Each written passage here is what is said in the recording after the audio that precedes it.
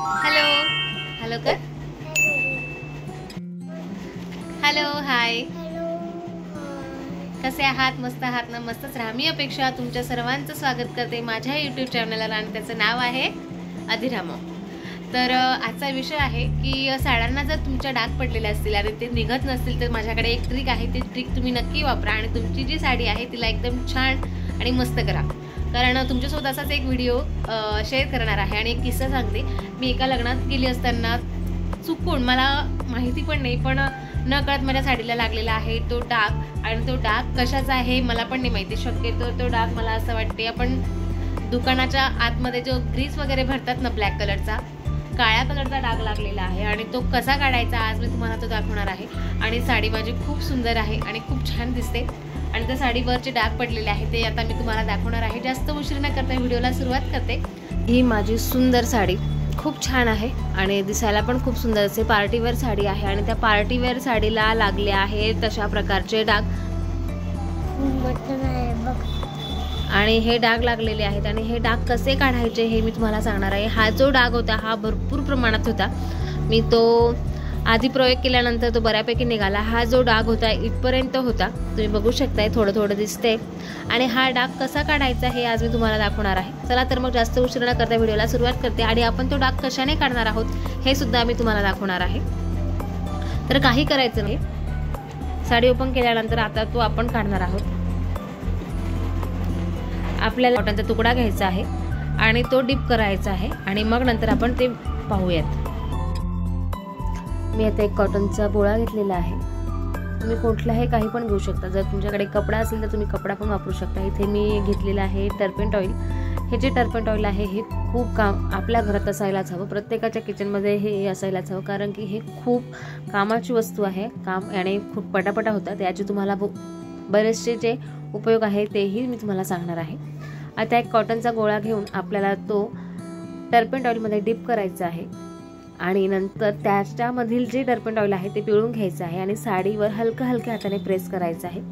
अगदी 5 मिनिटामध्ये आपल्या साडीवरचा जो डाग आहे, कुठल्याही प्रकारचा जो तो डाग असेल तर तुम्ही नक्की काढू शकता. तुम्ही बघू शकता मी फक्त रिमूव्ह करते हलक्या हाताने, तरीही सुद्धा तो किती अलगद निघतो आहे. आणि माझा जो हातातील कॉटन आहे तो पूर्ण काळा झालेला आहे, ब्लॅक झालेला आहे. आणि तुम्ही कुठल्याही प्रकारचे जर असे तुमच्या साडीला, ड्रेसला, टी शर्टला किंवा कोणत्याही वस्तूला जर असे डाग पडले असतील तर तुम्ही ते सहज रिमूव्ह करू शकता. आणि जास्त त्याला मेहनतही नाही आहे आणि जास्त वेळही लागत नाही. अगदी 5 ते 7 मिनिटात तुमचा हा डाग निघून जातो, तो कितीही कडक असो. आता या साडीला डाग लागून साधारणतः 6 महिने झाले आहे आणि हा जो डाग आहे तो खूप रफ झालेला आहे, खूप कडक झालेला आहे, म्हणून त्याला साधारणतः 5 मिनिटं लागले. आणि या अगोदर सुद्धा मी या साडीवरचा पूर्ण जो डाग होता तो पूर्ण काढलेला आहे. आणि मला आता ही साडी घालायची होती म्हणून आता सहज आठवलं, म्हटलं चला तुमच्यासोबत हा व्हिडिओ शेअर करूयात. म्हणून तुमच्यासोबत हा व्हिडिओ कसा वाटला नक्की कमेंट करून सांगा. आणि इतरही डाग तुम्ही याने काढू शकतात. बऱ्याचशा किचनमध्ये याचा उपयोग होतो आपल्याला. जर तुम्हाला याचे फायदे जाणून घ्यायचे असेल तर मला नक्की कमेंट करा. तुमच्यासाठी सुद्धा तो नवीन व्हिडिओ घेऊनच येईल. आणि नंतर ओल्या कपड्याने ते छान असं पुसून घ्या आणि उन्हामध्ये वाळवायला किंवा सुकवायला ठेवा फॅन खाली, तरीही चालेल. आता हा जो डाग आहे तो सुद्धा मला माहिती नाही आहे, बहुतेक दूध किंवा कॉफी सांडली असेल. तर जो कापड आहे कॉटनचा घ्यायचा आहे तो शॅम्पूच्या पाण्यामध्ये डिप करायचा आहे, हातामध्ये थोडासा पिळून घ्यायचा आहे आणि पिळल्यानंतर आपल्याला हलक्या हाताने तो सुद्धा फिरवून घ्यायचा आहे. जिथे जिथे तुम्हाला डाग वाटेल तिथे तिथे तुम्हाला ओला कपडा हा फिरवून घ्यायचा आहे आणि फिरवल्यानंतर फॅन खाली हँगरमध्ये साडी टाकून ती सुकवायला ठेवायची. अशा प्रकारे जर तुम्ही ही साडी जर ठेवलात तर तुमचे जे डाग आहे साडीवरचे ते पूर्ण रिमूव्ह होऊन जातील. जेवणामध्ये अधिरा आणि मी जेवायला बसले त्यावेळेस मी मस्त अशी मलाई मेथी केलेली आहे आणि भरली गिलकी, तांदळाची भाकरी आणि गाजर असं छान असं गरमागरम जेवण केलं. जेवण झाल्यानंतर मग थोडेसे अधिराला झोपवलं वामकुशीसाठी.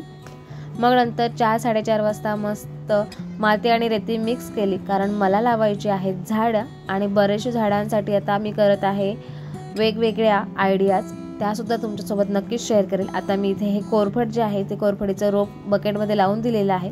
आणि बऱ्यापैकी ज्या मला कुंड्या वगैरे घ्यायच्या आहेत त्या अजून मार्केटमधून यायच्या बाकी आहेत, त्या ऑर्डर केलेल्या आहेत. त्या नक्कीच आता 5-6 दिवसामध्ये येतील. आणि बाकीचे जे झाडं आहेत ते तुम्हाला तेव्हाच पाहायला मिळतील. आणि जे आता मी बाकीचे जे रोप आहेत ते याच प्रकारे लावून घेणार आहे। रेती आणि माती जर तुम्ही मिक्स करून लावलात तर तुमच्या झाडांची ग्रोथही चांगली होईल आणि त्याच्यामध्ये जो चिखल होतो तोही होणार नाही आणि जो गारात चिकट होतो तो पण होणार नाही आणि तुमची जी झाडं आहेत ती खूप फास्ट वाढायला सुरुवात होईल। असे बरेच नवनवीन व्हिडिओ पाहण्यासाठी चॅनलला सबस्क्राईब करा। पुन्हा भेटू एका छानशा व्हिडिओमध्ये, तोपर्यंत बाय बाय, टेक केअर आणि काळजी घेत राहा।